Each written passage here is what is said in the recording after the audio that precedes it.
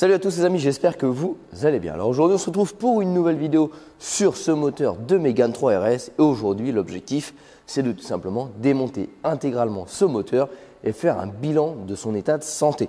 Donc voir un petit peu l'état des cylindres, des pistons, des coussinets, des bielles, du vilebrequin, des arbres à cam, etc.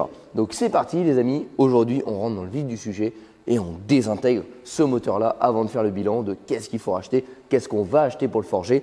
Et bien sûr, quel boulot va avoir Flat 69 sur le réalisage et tout ce qui s'ensuit de ce bloc-là. Allez, c'est parti, on attaque.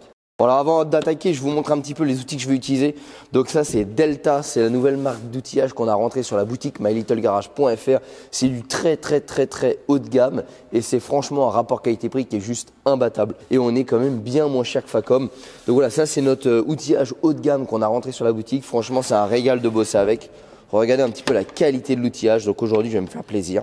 Ça, c'est les petites mallettes qui sont disponibles avec le petit cliquet, le grand cliquet, les douilles. On a les douilles comme ça. On a toutes les petits adaptateurs. On a les douilles longues, les douilles courtes. Franchement, c'est hyper complet et c'est un régal de bosser avec ça. Regardez la qualité de finition. Ça n'a rien à voir avec ce qu'on peut trouver entre guillemets à pas cher. Les outils sont légers, sont robustes, ils sont hyper ergonomiques et franchement, écoutez. Voilà, un cliquet juste au bruit, ça s'entend. Franchement, je kiffe bosser avec ça. Donc c'est parti aujourd'hui, on se fait plaisir et on attaque le démontage du bloc moteur. Bon alors là, on va commencer par démonter la distribution. La distribution, c'est une courroie sur ce modèle-là. Des fois, elle peut être par chaîne. Quand elle est par chaîne, elle est interne au moteur. La distribution permet tout simplement de synchroniser les différents éléments du moteur. Donc là, en l'occurrence, on a deux arbres à cam en tête. Ça veut dire quoi? Ça veut dire qu'en tête du moteur, on a deux arbres à cam. Un qui va gérer l'admission et un qui va gérer l'échappement. Pour synchroniser ces deux arbres à cam avec le vilebrequin, on a tout simplement besoin d'une distribution. Le vilebrequin va interagir sur les bielles qui vont interagir sur les pistons. Les arbres à cam vont interagir sur les poussoirs qui vont interagir sur les soupapes. Pour éviter que le piston embrasse les soupapes et fasse une salade, eh ben on a tout simplement besoin d'une distribution calée. Allez, c'est parti, on démonte ça. Donc là, première chose à démonter, c'est le cache de distribution. Voilà, donc là on a le premier cache distribution qu'on va pouvoir extraire, voilà, qui nous donne l'accès au galet tendeur et aux poulies des arbres à cam. Le galet tendeur permet tout simplement d'exercer une tension sur la courroie qui permet de maintenir tendu et d'éviter que les poulies puissent sauter une dent et donc décaler la distribution. Donc là on retire le petit cache en plastique.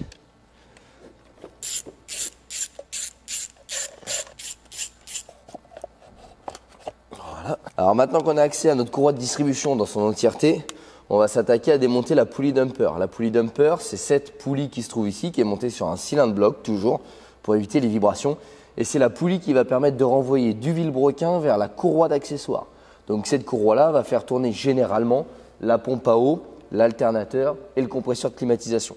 La poulie qui se trouve derrière est la poulie de vilebrequin qui, elle, entraînera du coup notre courroie de distribution. Alors ça, c'est toujours extrêmement bien serré, c'est pour ça qu'on laisse toujours la distribution dessus. Mais là, vous voyez, ça tourne. Voilà, ça y est. C'est toujours très bien serré pour pas dire collé. Et c'est normal. Parce que sinon, ça pourrait se desserrer avec le moteur et là, ce serait pas cool du tout. Voilà. Donc là, notre poulie dumper, vous voyez ici, on a un cylindre bloc. En fait, elle est en deux morceaux, la partie intérieure, la partie extérieure, et entre les deux, on a un cylindre bloc. Parfois, quand elle est usée, on peut avoir une poulie qui soit voilée comme ça. En fait, c'est le cylindre bloc dedans qui est cuit et qui déforme la poulie. Et donc, ça va influencer sur l'usure de la courroie, voire même tout simplement des casses à répétition de la courroie. Donc, si vous avez ce problème-là, n'hésitez pas à regarder votre poulie dumper. Alors, petite indication sur la distribution. Avant, la tension se faisait un petit peu au pifomètre ou alors, peu de personnes, il faut l'admettre, étaient équipées d'un outil qui permettait de tester la tension de la chaîne. J'ai perdu le mot, je crois que c'est un tensiomètre, si je dis pas de bêtises. C'est pas pour la tension médicale, hein, c'est pour la tension des courroies.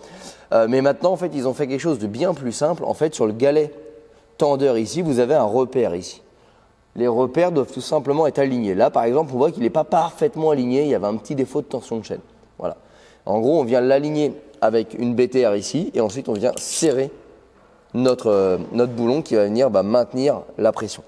Voilà. Et au moins on sait après que la courroie elle est bien tendue. Ça permet d'être entre guillemets plus précis avec moins d'outils. Là, vous allez voir, quand je vais desserrer, hop, ça va détendre immédiatement. Et hop là, voilà, c'est un excentrique en fait. Alors, à tous ceux qui se poseraient la question, pourquoi tu cales pas la distribution avant de le démonter? Bah parce que de toute façon, on va tout démonter. Donc en fait, tu cales la distribution quand tu bosses sur la voiture pour éviter de décaler ta distribution. Donc tu la cales, voilà, tu vois, il y a des repères là. Donc généralement, soit les repères, ils les mettent bord-bord. Il faudrait que je regarde sur la RTA comment on cale cette distribution. Mais en gros, tu fais des petits repères là et sur ta courroie pour que quand tu remontes, visuellement, tu saches où vont tes repères et si ton moteur est bien calé ou pas. Là, en l'occurrence, on s'en fout puisqu'en fait, on va démonter intégralement le moteur. Elle est toute neuve. Donc inutile de remplacer ces pièces-là. Malgré que tout, vous voyez, hop, commence à sauter la distribution. En fait, c'est des distributions, ce qu'on appelle variables. Donc ici, ça fonctionne soit avec une pression d'huile, soit avec plein de fonctionnements différents. Et en fait, on va venir caler la distribution variable. Voilà, y a pas, je voulais vous expliquer, mais en fait, c'est variable. Ça veut dire que selon le nombre de tours minutes, en fait, on ne va pas donner le même angle aux arbres à cam. C'est-à-dire qu'en gros, sur un moteur, pour gagner le couple ou la puissance, on va donner un angle à nos cams. Vous allez voir tout à l'heure sur les arbres à cam. Et quand on met une distribution variable, ce qu'on a sur tous les nouveaux moteurs, ça permet d'avoir un arbre à cam avec la possibilité d'avoir plusieurs angles, donc une plage d'utilisation plus grande. Voilà pour la petite explication. Donc la courroie, c'est tout bon, c'est tout propre. Alors là, je ne vais pas m'embêter à retirer mes 2 poulies d'arbre à cam puisque mes arbres à cam, je ne vais pas y toucher. Je ne vais pas les changer, je ne vais pas les faire retailler. Donc en fait, ça ne me sert strictement à rien de démonter ces 2 poulies-là, mis à part perdre du temps ou d'accéder à certaines vis. Donc pour le moment, on va voir. Si elles nous gênent par la suite, on les démontera. Si elles ne nous gênent pas, on les laissera directement poser sur l'arbre à cam. On gagnera du temps au remontage. Donc là, on va dans un premier temps démonter la partie désuileur ici. Et ensuite, on va retirer la partie cache culbuteur ici qui maintient nos arbres à cam sur la culasse. Alors, quand on attaque des pièces comme ça, on ne dévie jamais complètement toutes les vis. On fait un quart de tour pour libérer un petit peu la tension.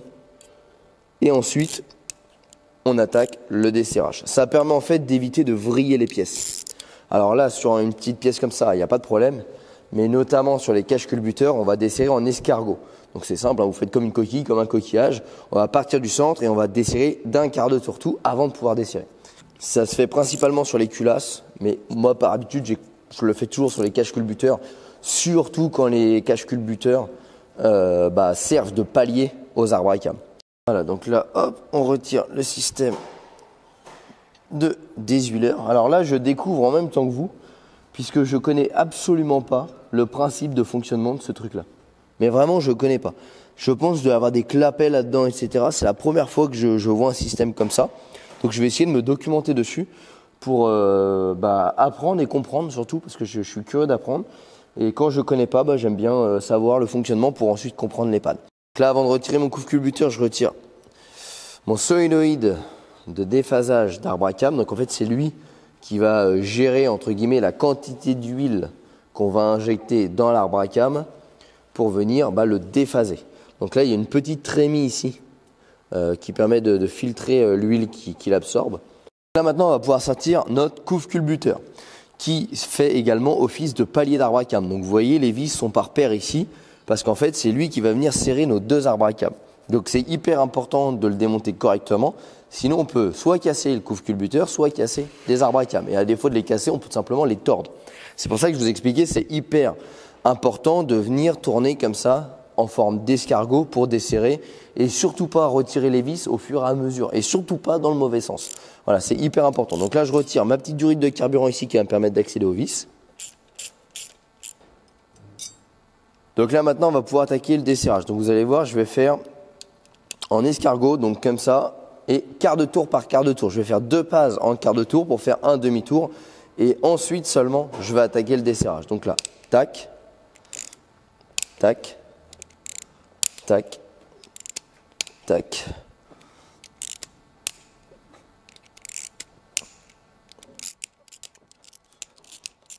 Ça, c'est des petites précautions à prendre parce que si on veut aller vite et qu'on ne fait pas ça, en fait, on peut tout simplement casser les arbres à cam. Et là, du coup, vous avez gagné votre journée. Voilà, donc là, j'ai tout débloqué. Donc maintenant, selon comment ça se passe, moi je vais faire un demi-tour à chaque fois pour voir s'il y a une pression. Parce qu'en fait, les poussoirs hydrauliques dessous vont me pousser les arbres à cam qui vont me pousser le couve culbuteur.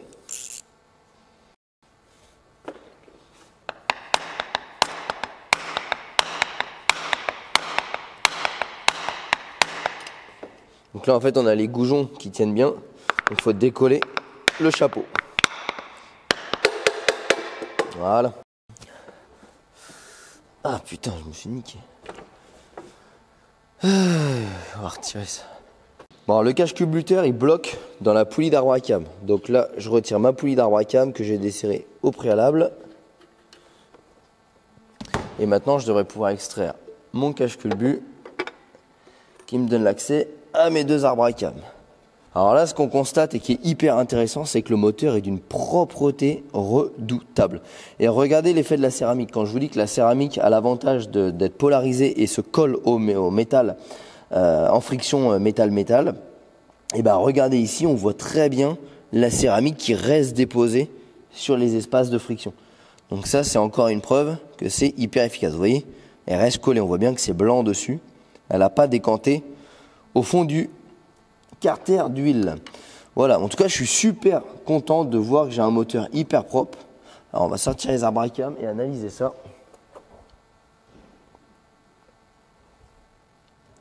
Hop. Alors, regardez un petit peu. Le moteur est vraiment super propre. Allez, on voit la fonte, il est vraiment pas sale. Alors, on lui avait fait un nettoyage, rappelez-vous, au M-Flush, quand on avait eu la voiture, avant de passer sur l'huile céramique. Est-ce que je pourrais vous dire qu'il était vraiment sale avant? Ce serait vous mentir, mais en tout cas, une chose est sûre, c'est qu'après, il est vraiment super propre.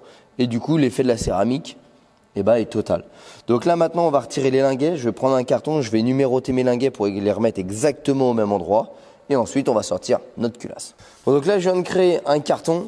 Et sur ce carton-là, je viens de reproduire exactement le schéma ici. Ça va permettre de pouvoir stocker tous les éléments de la culasse au fur et à mesure du démontage. Donc les linguets, ici on n'est pas sur des poussoirs, on est sur des linguets. Les linguets, c'est quoi?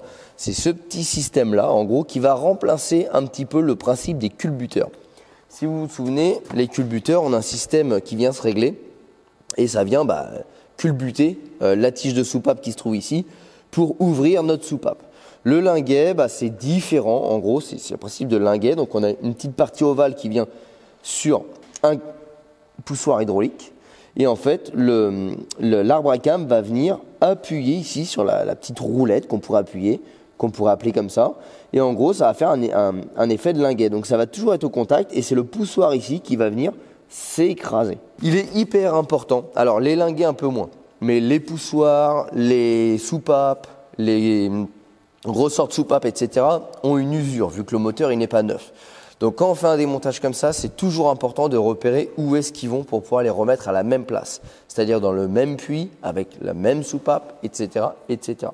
Donc pour ça, on se fait un petit schéma comme ça, avec les numéros de cylindres, les poulies arbre à cam d'admission, arbre à cam d'échappement. Donc les arbres à cam sont comme ça par des petits traits. J'ai séparé mes cylindres par des traits également.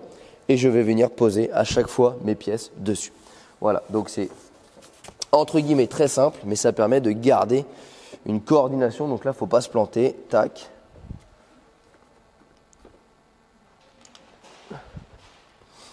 Et après, on va mettre les soupapes, etc. dessus. Vous voyez, il n'y a rien de bien compliqué. Il suffit juste d'être ordonné. Maintenant qu'on a retiré nos linguets, on va pouvoir extraire notre culasse et atteindre nos pistons. Alors, tout ce qui va être soupape, ressort de soupape, etc., on le démontera ultérieurement sur l'établi. Pour l'instant, on va vraiment démonter les internes du moteur. Donc là, on a les vis de culasse qui se trouvent ici, donc au centre. Et pareil, comme tout à l'heure, on va démonter en escargot. Quart de tour, puis redemi-tour, puis ensuite, on retire tout. Pourquoi? Parce qu'encore une fois, sinon on risque de déformer notre culasse. Les serrages sont énormes là-dessus. Et si on déforme la culasse, alors là, c'est pas trop grave parce qu'on va la faire rectifier. Mais encore une fois, qui peut le plus, peut le moins. Prenons le maximum de précautions et j'essaie de vous inculquer la meilleure méthode pour le faire parce que tout le monde ne va pas faire resurfacer sa culasse à chaque fois qu'ils vont faire quelque chose comme ça. Moi, je suis maniaque, donc personnellement, je le fais. Mais encore une fois, ce n'est pas une obligation. Si elle est dans les tolérances, vous n'êtes pas contraint de le faire. Bon, et là, vous avez vu, l'avantage, c'est qu'on a même ces petites douilles directement dans la boîte Delta. Ça, c'est bien pratique pour les culasses. Vraiment, cette petite mallette, elle est géniale. Alors là, on est sur des serrages qui sont très forts. Donc, il se peut que je prenne une rallonge. On va voir comment ça se passe. Ça va. Ça va pas.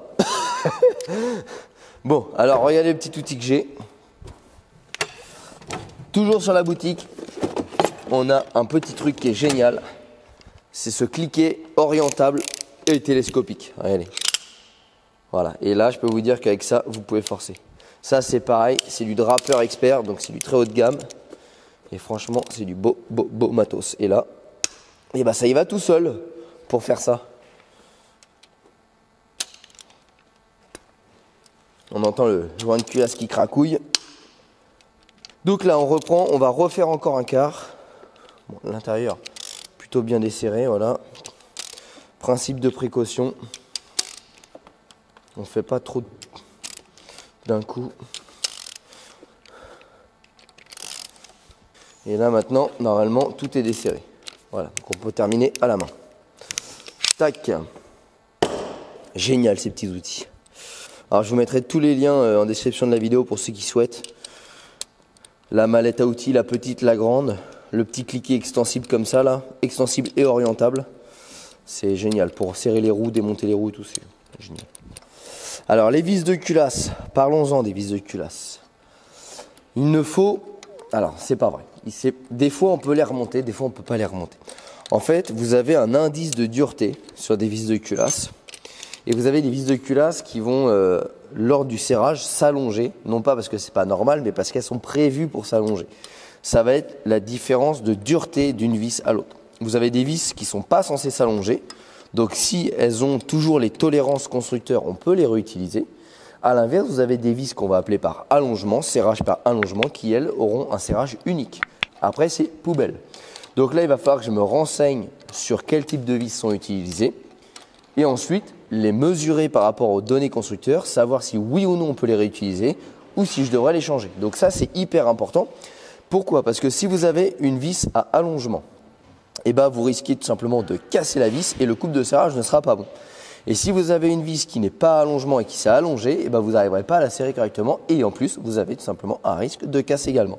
Donc faites très attention là-dessus. Quand on fait ce genre d'intervention, on ne peut rien inventer. Il faut avoir une RTA. Si vous n'avez pas la RTA, vous allez faire un travail de cochon. Voilà. Toutes les informations que je vous dis là, c'est par expérience, mais ça doit se vérifier dans la RTA. Tout est indiqué, la longueur de vis, la dureté de la vis, le choix de vis, etc., les coupes de serrage. Voilà, on ne peut rien inventer. N'essayez pas, vous allez avoir perdu d'avance. Et là, les amis, on va pouvoir avoir accès à nos pistons, voir un petit peu l'état de tout ça. Alors, il faut décoller la culasse.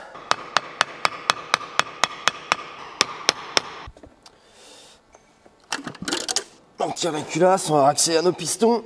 Hop là. Que nous disent déjà la couleur de nos soupapes? Eh ben écoutez, franchement, c'est super propre. C'est super propre. Alors le joint de culasse c'est en parfait état, il faut regarder les anneaux, etc. Là, il n'y a rien à dire là-dessus. Et franchement, les chambres de combustion sont super propres. On n'a pas de traces de défaut de combustion, d'encrassement anormal. Franchement, même nos 2 cylindres qui avaient un suintement d'huile, bah franchement, il n'y a rien à dire. Alors, sur nos pistons, là, on va se mettre un peu de lumière et on va regarder de manière plus précise.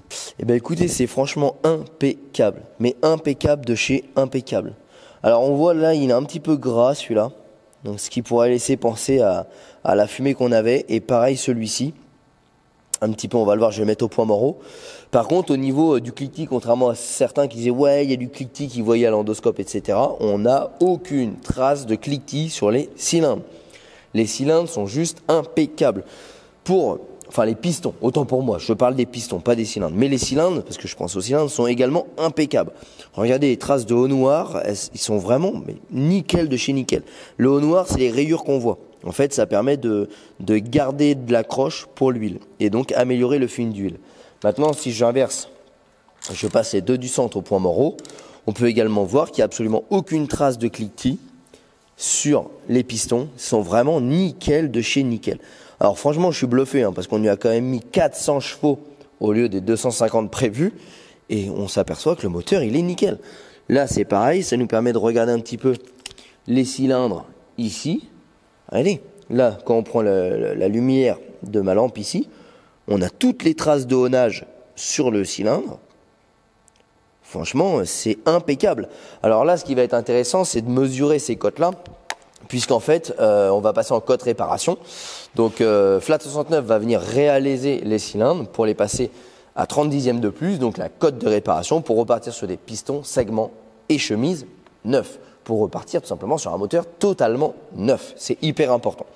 Donc on va avoir précisément lors de cette phase-là la cote d'usure du moteur et on saura de combien précisément il est usé. Donc les amis, voilà le moteur de la Mégane 3RS en plein fonctionnement. Voilà.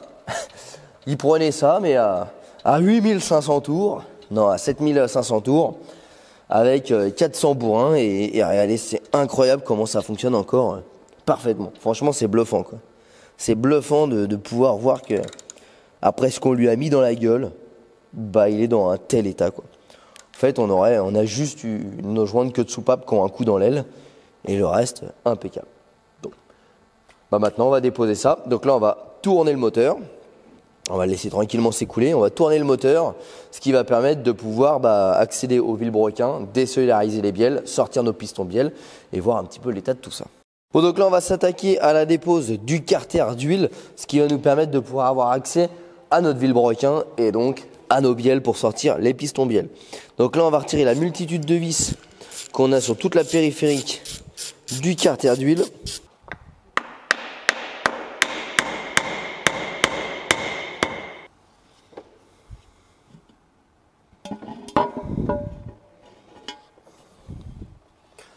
Hop là.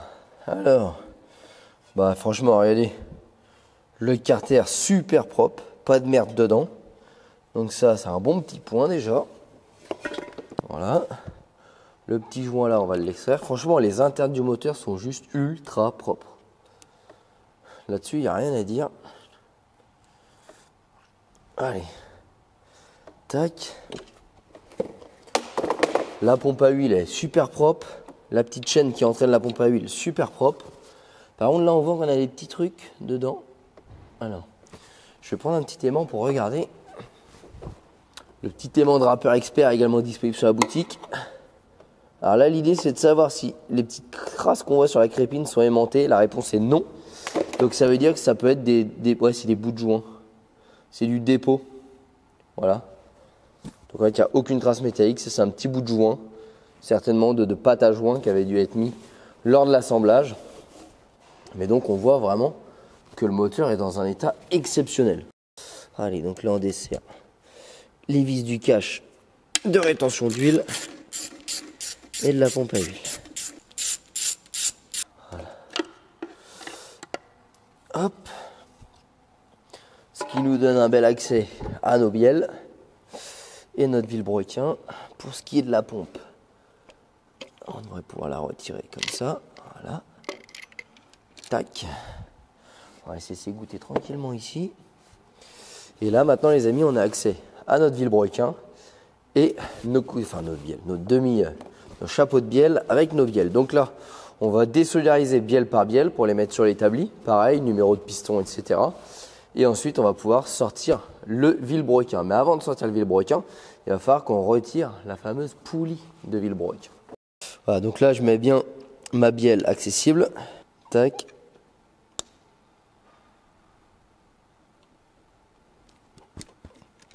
Alors là, je suis embêté parce que le moteur tient plus que sur deux pattes. Il faut que je fasse gaffe en desserrant.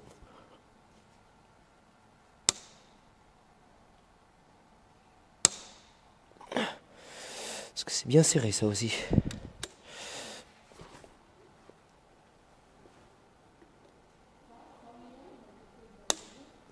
Voilà. Donc là, faire hyper gaffe, le chapeau de bielle va avec sa bielle. Bon là, on s'en fiche un petit peu parce qu'en vrai, on va pas les remonter celle-là. Elles vont être échangées avec de la bielle forgée et du piston forgé. Mais normalement, on fait super gaffe à pas inverser le chapeau de bielle avec la bielle. C'est-à-dire on met le chapeau de la bielle 2 avec la bielle 3, tu vois. Un truc comme ça, quoi. Faut surtout pas faire ça. Pour ôter le petit chapeau de bielle. Voilà, tac. Ah, donc après, on prend un petit outil pour retirer les garnitures plastiques. Et hop là.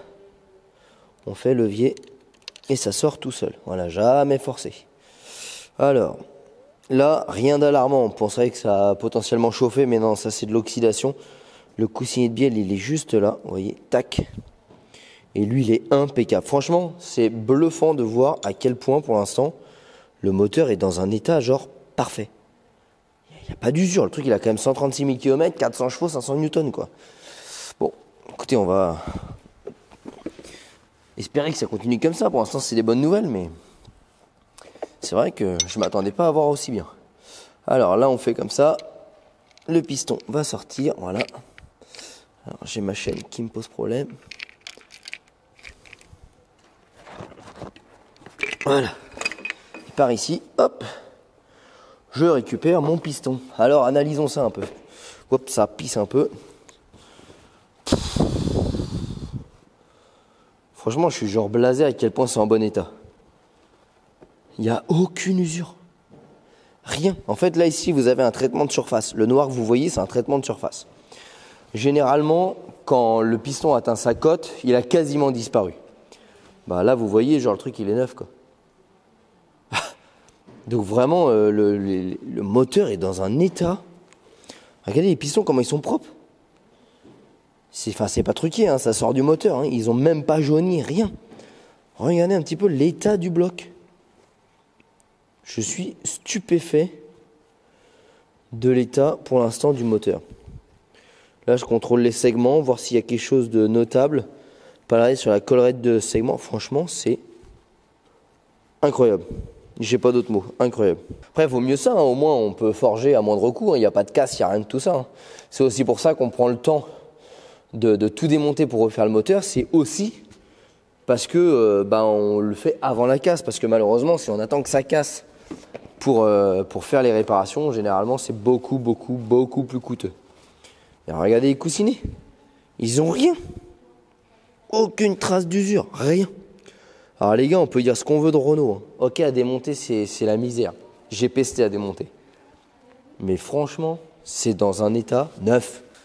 Alors là, c'est piston côté distribution. Hop. Et ben écoutez, c'est parti. Je fais exactement la même chose et on se retrouve à la fin pour faire un petit bilan sur l'état de ces 4 pistons bielle.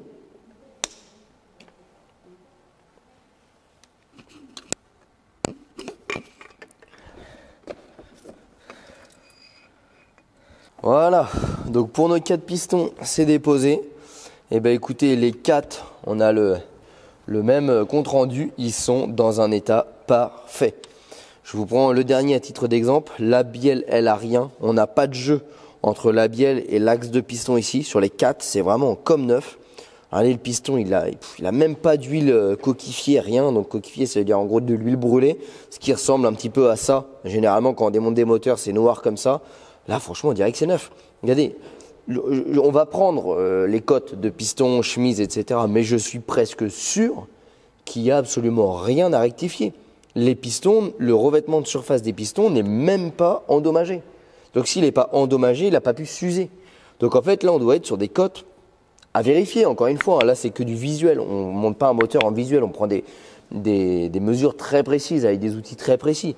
Mais honnêtement, là, on est sur, à mon sens, des cotes neuves. Le moteur est neuf. Les segments sont dans un état impeccable. Franchement, il n'y a aucune trace d'usure. Les coussinets, c'est pareil. Sur les 4 pistons, il n'y a aucun coussinet qui a une trace, ne serait-ce que d'usure. Les trucs, ils sont neufs. Franchement, je suis stupéfait. J'ai pas d'autre chose à dire. Je suis stupéfait de l'état du moteur avec, encore une fois, il faut remettre dans le contexte, une bagnole volée, sans suivi d'entretien, Et depuis qu'elle est en ma possession, on lui en a mis plein la gueule. Il n'y a pas d'autre mot à dire. On l'a poussé à plus de 500 Newtons de couple, plus de 400 chevaux. Bon, voilà, c'est stupéfait. Et là, on retrouve encore une fois l'efficacité de l'huile céramique. Vous voyez, la céramique, elle reste bien collée sur les surfaces en friction.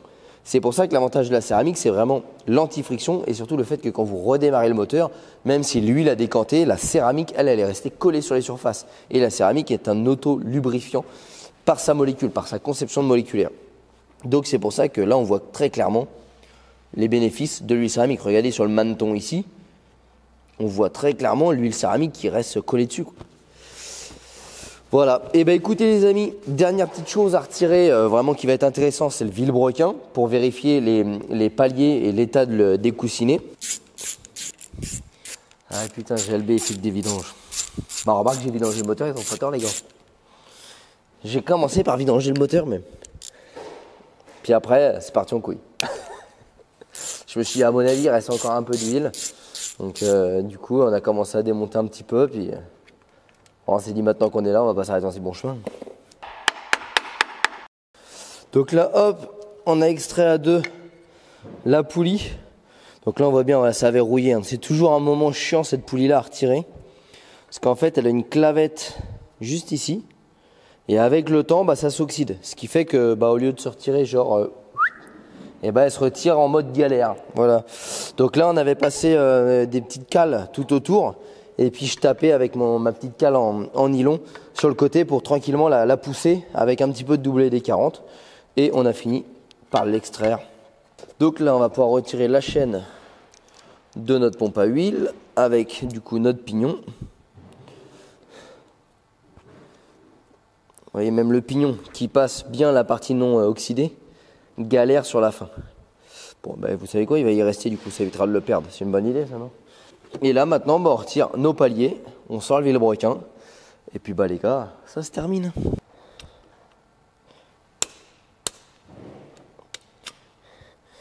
Et là on va voir un petit peu l'état des coussinets de vilebrequin. Alors, je vais tous les desserrer parce que le vilebrequin, c'est une pièce qui est toujours un peu lourde. Et maintenant il y a tous les amateurs de la chaîne YouTube Vilebrequin qui vont regarder Vilebrequin différemment. Un vilebrequin, c'est cette pièce-là. Alors là, même topo que les bielles, chaque chapeau doit aller sur son palier. Mais là, la différence, c'est qu'ils sont numérotés ceux-là. Donc on peut difficilement se tromper. Par exemple, le premier que je vais retirer là, on ne peut pas se tromper puisque c'est côté boîte de vitesse. Ensuite, vous avez le 2, le 3, le 4 et le 5. Donc franchement... si vous remontez à l'envers, c'est que vous avez juste fait gaffe à absolument rien quand vous allez remonter le moteur. Parce qu'on ne peut pas se tromper sur cela. Hop. Tac. 9. Franchement, on pourrait... c'est triste à dire, hein. Je le ferai pas parce que je suis trop maniaque, mais on pourrait le remonter comme ça en vrai le moteur. Hein. En vrai, on pourrait le remonter, il est nickel. Hein. J'aurais pensé que le moteur était mort, je l'aurais démonté pour ça. Je vous avoue que j'aurais été déprimé. Là, bon, on le fait surtout pour le renforcer. Voilà, là, c'est pareil, c'est tout neuf. Regardez, je ne sais pas si vous arrivez à faire un zoom dessus, mais il y a encore... Oh merde, j'ai tout dégueulassé avec mes doigts dégueulasses. Mais il y a encore tous les streets sur, regardez. Le coussinet, genre, tu le remballes et tu le revends, quoi. Il est neuf. Youpi, hop là. Pareil. Alors, le dernier palier qu'on a bien galéré avec la colle, là, vous voyez, en fait, il est jointé partout. Du coup, ça fait vraiment effet colle, la pâte à joint. Ça fait qu'il n'était pas facile à retirer celui-là. Bon, et les amis, cette fois, on retire la dernière pièce du moteur. Le vilebrequin. Le voici, le voilà. Hop là. Ça, c'est une pièce qui est quand même relativement lourde. Alors, le vilebrequin, il est en parfait état. On va contrôler ses coussinets.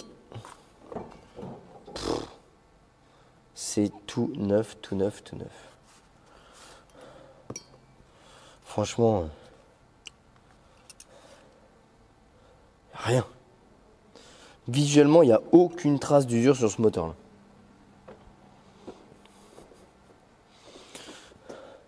Eh bien écoutez, nous on va mettre ça à s'égoutter. Et puis je crois que le moment de clôturer cette vidéo est arrivé.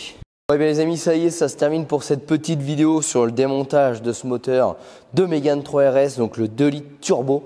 Alors si on doit faire un bilan de cette petite vidéo, c'est clairement un bilan positif. C'est qu'aujourd'hui, on peut clairement constater que le moteur est en parfait état. Je dirais même en excellent état.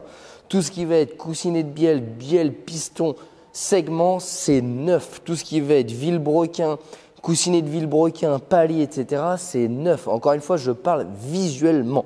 Bien évidemment, il y aura obligatoirement une étape de métrologie. Donc, plan de surface du moteur, plan de surface de la culasse, vérification de l'étanchéité de la culasse, décote des chemises, décote des pistons pour voir un petit peu l'état et le verdict avec des chiffres. Mais comme ça, visuellement, c'est un moteur parfait. Franchement, je suis même bluffé avec ce qu'on lui a mis dans la gueule pendant toute la préparation. Et quand on connaît le passif de la voiture, je rappelle, elle a été volée, on n'a aucun suivi d'entretien, on n'a rien du tout. De voir un moteur aussi propre, parce que les internes sont propres, mais aussi en bon état comme celui-ci, franchement, c'est bluffant. Donc les amis, j'espère que cette petite vidéo vous a plu. On a un bel étalage de pièces mécaniques sur l'établi maintenant. Il reste encore beaucoup de boulot pour terminer ce forgeage moteur et la préparation de ce moteur-là. En attendant, si ça vous a plu, n'hésitez pas à nous rejoindre sur les réseaux sociaux, Facebook, Instagram. Tous les liens sont en description de la vidéo, ce qui vous permettra d'avoir un aperçu à chaque fois qu'on bosse dessus au jour le jour. Et bien évidemment, pense à t'abonner à la chaîne YouTube avec la petite cloche pour recevoir une notification pour les prochaines vidéos sur cette Mégane 3 RS. Allez les amis, à très bientôt. Ciao.